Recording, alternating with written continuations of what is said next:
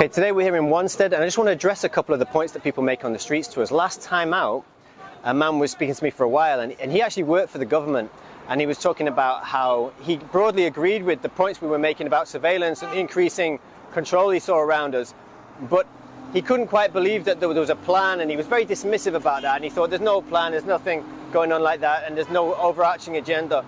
And so I pointed out that in the past we've had times like the weapons of mass destruction where government has lied for reasons that have not been in our best interest, or you could look at the Vietnam War, which was started on a lie, with the Bay of Tonkin, or Pearl Harbor, which got America into the Second World War, and you can keep going back, the sinking of the Lusitania in the First World War. So he said to me, well, everything's a conspiracy. Well, obviously everything isn't a conspiracy, just the things we have evidence for being conspiracies.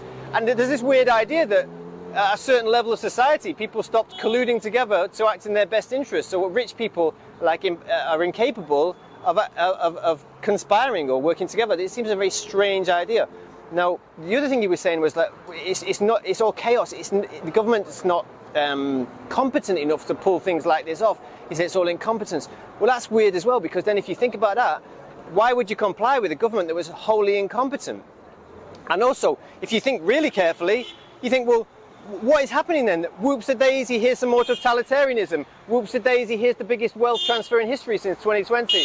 Oops-a-daisy, we're phasing out caps. Oops-a-daisy, here's some more surveillance. It seems very strange that a government that's so incompetent always fails in the same direction with the same trajectory. And if you think about that as well, this whole idea of incompetence is bizarre, because if you ever tried to opt out of government and not pay your taxes, or even got on the street and maybe swore at the COVID inquiry, you'll soon find out how incompetent government is.